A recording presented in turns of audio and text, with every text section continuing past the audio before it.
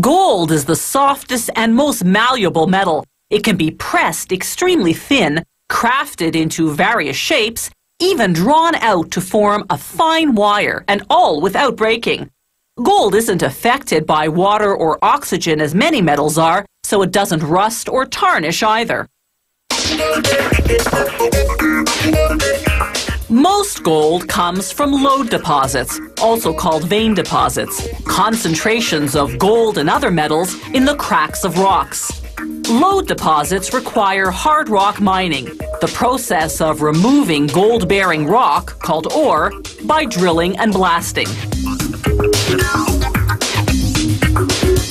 Miners descend more than half a kilometer underground. There, they drill holes for explosives using what's called a long-hole air drill. They drill in a specific pattern set out in a plan prepared by the mine's engineers. The engineers know exactly where those veins of gold are, thanks to the mining company's geologists who've studied ore samples. The company collects these samples by drilling deep into the rock at 15-meter intervals. These diamond drill cores, as they're called, are up to 100 meters long and measure 3.5 centimeters in diameter. Gold in its natural state isn't pure. It's usually intertwined with silver and other metals, so the mined ore has to be processed afterward to isolate and extract the gold. A metric ton of ore yields only about 6.5 grams of gold.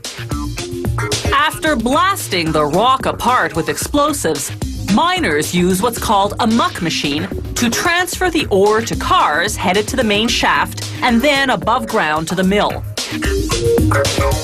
There, a crusher reduces the large chunks into smaller rocks about the size of road gravel. A mill then pulverizes them to the texture of beach sand. The factory adds a water and cyanide solution, then another mill grinds it further into a mud-like pulp. The pulp flows into large settling tanks. The wet solids, being heavier, sink to the bottom. The water at the top drains to another area. They transfer the wet solids to an agitation tank and blow in air. The oxygen sets off a chemical reaction between the cyanide and the gold trapped in the ore, triggering the gold to dissolve and leach into the surrounding water. Drum filters then separate the water from the solids. This water now joins the water that was separated earlier. They pour in zinc powder to solidify the dissolved gold and form pieces containing both zinc and gold. To smelt it into bars, they first have to mix several chemicals: manganese dioxide, fluorite, silica flour, borax, and sodium nitrate. This chemical mix, called flux, will separate the gold from the impurities. They pour it into the smelter, whose temperature is a fiery 1600 degrees Celsius.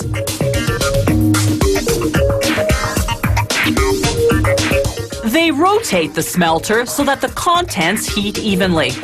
Over 2.5 hours, the heavier gold eventually sinks to the bottom, while the impurities, called slag, float to the surface.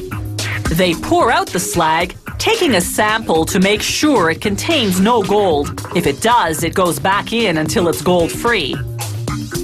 By now, the gold has cooled slightly, so they reheat to 1600 degrees Celsius, then cast into bar-shaped molds. The gold takes about 4 minutes to solidify, then another hour to cool completely in a basin of cold water. They extract the gold bars from the molds and clean off any slag residue. Gold bars are also called ingots. At this stage, the gold is 80% pure. The Royal Canadian Mint will refine it to 99.9%, the international gold standard.